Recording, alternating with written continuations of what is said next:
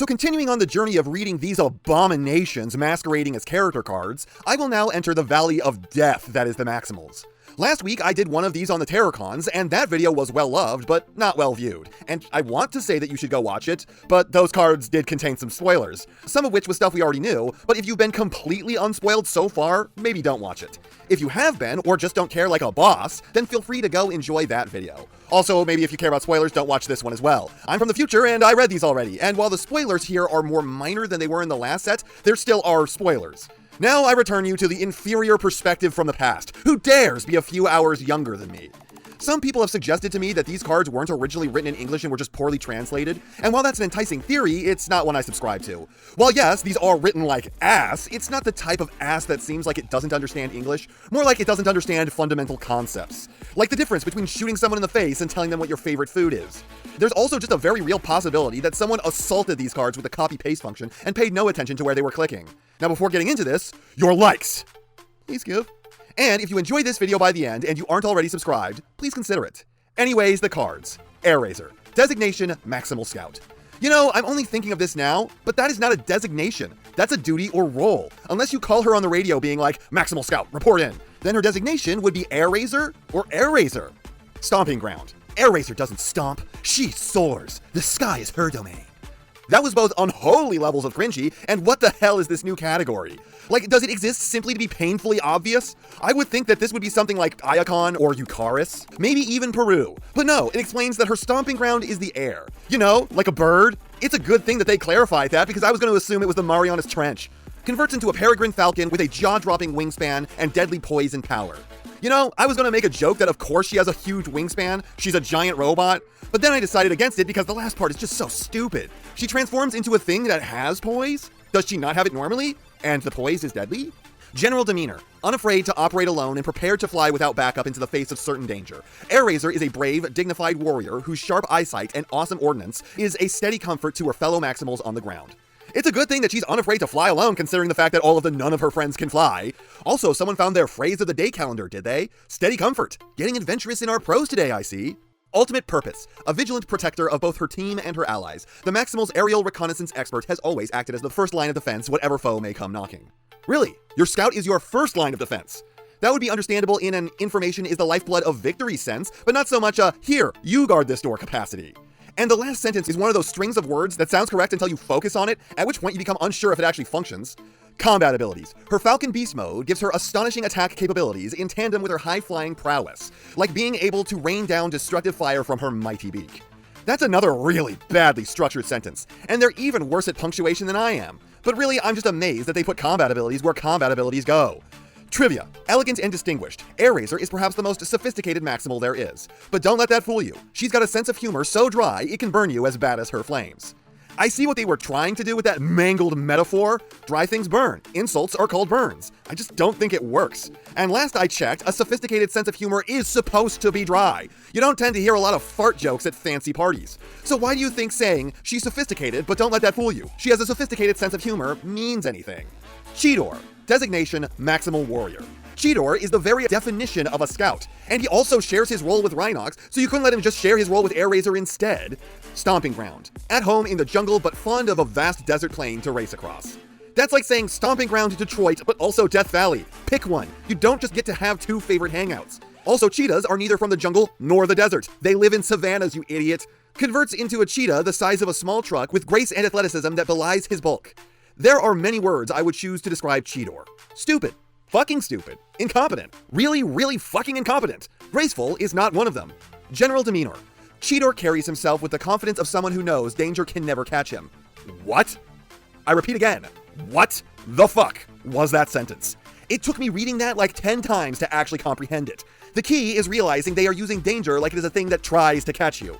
I can't tell if this is someone trying to be clever and face-planting hard enough to crack the pavement, or someone who just doesn't understand the language they're using.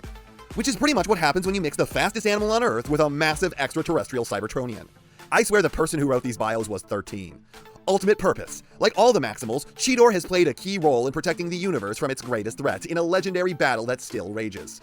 The fact that they did not list the universe's greatest threat like they're trying to be coy with it when we already know it's Unicron fills me with a deep and unabiding rage.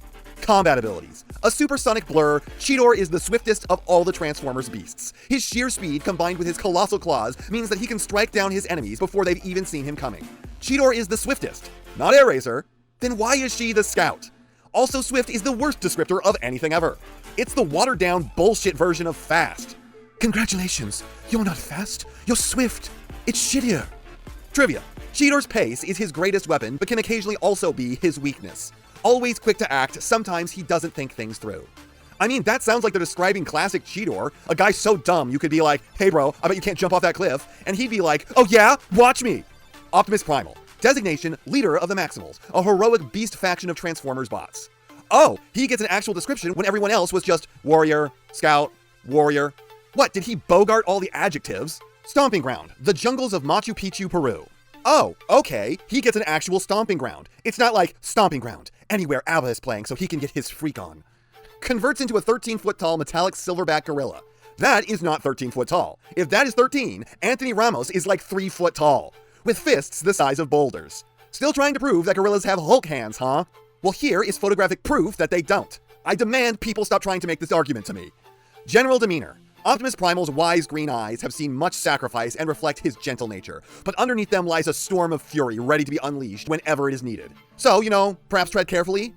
Well, aside from that cringy trying too hard to be cool last line, that whole thing reads like this shirt.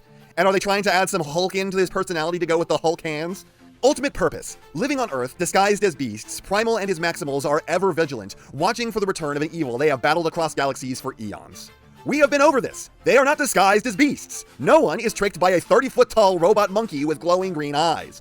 Oh man, that clown toy in the corner of my room is totally a toy, and not a rapist waiting for me to let my guard down. Combat abilities. When he converts into his thundering beast mode, his immensity is truly something to behold. A roar from Primal is enough to stop enemies in their tracks, and a pound from his gigantic fists makes even the ground quake with fear. All you've done so far is talk about his beast mode. Why are you talking about him converting into the mode we already know? Also, that is finger quotes his disguise mode. The other one is the one for combat, you rube! And yes, I'm sure him yodeling at a giant robot will make it quake in fear. Oh no! The guy I'm shooting at is screaming! Trivia. Optimus Primal likes giving a good speech almost as much as his Autobot counterpart, Optimus Prime. About the current state of the universe, Primal warns there is a darkness coming. Oh god, there's 2 of them! Also, now I'm wondering if it's not someone trying to sound cool writing this, and it's not someone who doesn't understand English, but instead this is being written by an AI, because only a robot could write something that is that unnatural to read. Rhinox. Designation, Maximal Warrior. Snore! Couldn't even call him a scientist. Stomping ground. Let's face it, wherever you find Rhinox, he'll be stomping. But why though? Like, is Rhinox really known as the one who stomps? I guess he does look a little like Walter White. Converts into an enormous metallic rhino. 8,000 pounds of sheer force. That is remarkably unimpressive for being a metal version of a creature that already weighs almost 6,000 pounds. Rhinox, are you eating okay? Because you are looking concerningly skinny. General demeanor. Off the battlefield, Rhinox is perceptive, sharp, and considered. On it, he's a battering ram on legs. Best advice in that scenario, get out of his way fast. Ignoring the cringe, because if I don't, my body will curl into itself hard enough to make a meat Taurus. But let me tell you, no longer being perceptive in a battle scenario is not a positive quality. Ultimate purpose. Fiercely loyal and constantly wary of those who would do the Maximals harm, whether they be either from the past or the future, Rhinox is prepared to put it all on the line for the maximal cause. To preserve life across the galaxy, no matter the cost. That's good and all, but what about enemies from the present? But credit where it's due, that almost makes sense for once. I mean, a lot of it belongs in general demeanor, and none of it states what his purpose is, but at least it's implied. Look, I'll take what I can get with this train wreck. Combat abilities. Defined by his staggering strength and peerless physicality, which is 2 ways of saying basically the exact same thing, once Rhinox gets going, he is impossible to stop. This Maximal doesn't just neutralize threats, he demolishes them. Oh my god, tell me a 4th or what is this, 5th time that he's a rhino who rams things, why don't you? I'm sure you haven't hammered it into the head of the dumbest person reading this card. So the person who wrote it then. This Maximal doesn't neutralize threats, he breaks their hips. Trivia. In addition to Rhinox's intimidating smarts and strength, his armory also includes an enormous Gatling gun in case of emergencies. Because I watched the show, I know that Rhinox is supposed to be smart in that, but Chidor is supposed to be an idiot in the show, and that's clearly not happening here, so I can't take any of my existing knowledge as fact. So I will just have to ask, when was Rhinox supposed to be smart at any point of this bio? He's sharp and considered, and if that's the fucking bar for being intimidatingly smart, then I'm a goddamn rocket scientist, and not some guy who complains about toys on YouTube. Also, singular. Who stole Rhinox's other gun? Was it Battletrap? I feel like it would make sense if Battletrap was supposed to be Rhinox's rival in the movie. Nothing we've seen suggests that's the case though, so that's a wasted opportunity. Anyways, I wouldn't say that this set of cards is worse than the last one. Honestly, it's probably a bit better. It's just as cringy as ever, but it manages to keep most of its categories a little straight. But we will see if the rest manage to keep up with this trend, or become worse than ever. And that's not half what I have to say, but it's enough what I have to say. And I know, you know, what everyone else tells you to do at the end of these videos. So, if you liked what you saw here, please do that. And if you'd like to take it a step further, then please share this video with any friend you think may be interested. I hope you all enjoyed listening to me waste your time.